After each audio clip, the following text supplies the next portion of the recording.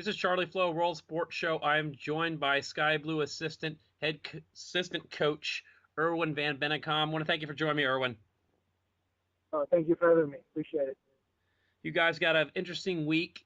You've got to travel over to Chicago. You guys have been doing very well traditionally, Sky Blue, on the road. What's some of the game planning going into this game at Chicago?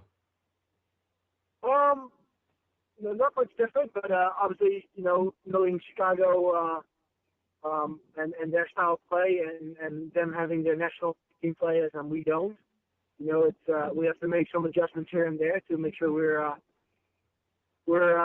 competitive and we're able to get the 3 points out of there. But obviously, Chicago's a great team. I think this season they've been better than ever before. I think they're well coached and very organized, and obviously with those 4 national team players, they have a little bit extra bite and they can score goals easy. So we definitely have to be prepared for them. It's probably a head scratcher for the coaching staff and a lot of us, out there watching the games. Of you guys seem to do so well on the road. What are some of your thoughts of why you guys have been able to do so well on the road? I honestly don't know. You would think you'll be better at home, but I think just the focus it brings with travel, with all being together before the game. You see even in professional soccer and other sports that teams go away for a little training camp a couple days prior to a big game, even if it's a home game, and just be closed off from the outside world and closed off from all other distractions. So maybe that's the case. When we travel to KC or to Houston or to Chicago now, it's like us being together for a day and a half before we play. That might bring it to focus and get everybody on the same page a little bit more than at home. But honestly, I don't know. We've been training on turf, most of the time. So I think, a lot of the away teams play on turf. So I think that's why we're getting a little bit more points on the road as well. Just a combination of things. It could also be just accidental, and I don't think it's always based on something. Sometimes it's just pure coincidence. Yeah, it's definitely a hard thing to figure out. But looking at the college level, you coached at Alabama. You'll soon be coaching at Duke. What are some of the differences in the coaching styles? Does your style change at all when you're coaching college athletes versus coaching pros?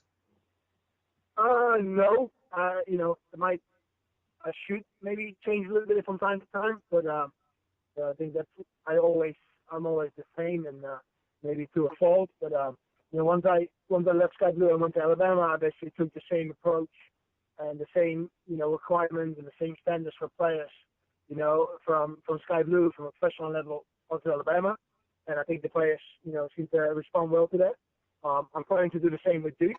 Obviously, you have to keep in mind that at Duke and also at Alabama, it's like they have more going on in their life than just soccer. And I know with the pros, they have more going on in their life than soccer as well. But Duke, they'll be studying most of the time and have soccer on the side of it. So I think that has to be a little bit more in the back of our minds than I've done in the past.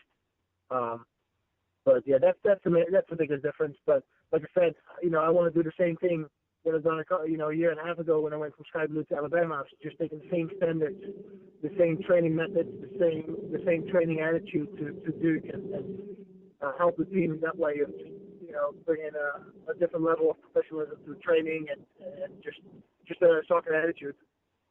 Now you look back at some of your trainings and your life began in Netherlands. What have you noticed in some of the different styles of coaching from coaching in the U.S. and then coaching in over in Europe? Obviously it as well, being in the youth game. It's very results driven here, and when I grew up and I was coached by when I was a U12, U13 player. Our coaches were getting judged on how well the team played and how well players developed in that system of play.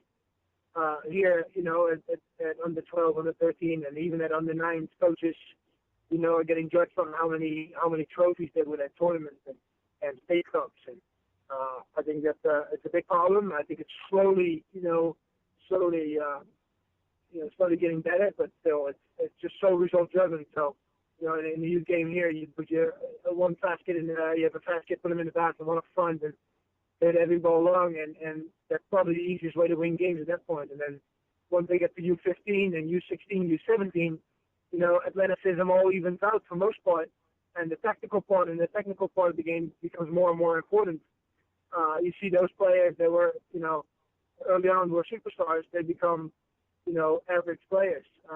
And I think in Holland there's so much more emphasis on, or just not just Holland, but it's a part of it is, you know, it's just a focus on the technical and tactical part early on instead of the physical part. You know, even just looking at players, a lot of coaches in America just look at the physical part first and then start looking at the tactical and technical elements. And I think I'm a little bit the other way, maybe to a fault again, but looking technical and tactical first, and then the physical part. You know, some of the best, even, you know, men players, but also female players in the world are not really physical specimens. They're just really, really good soccer players.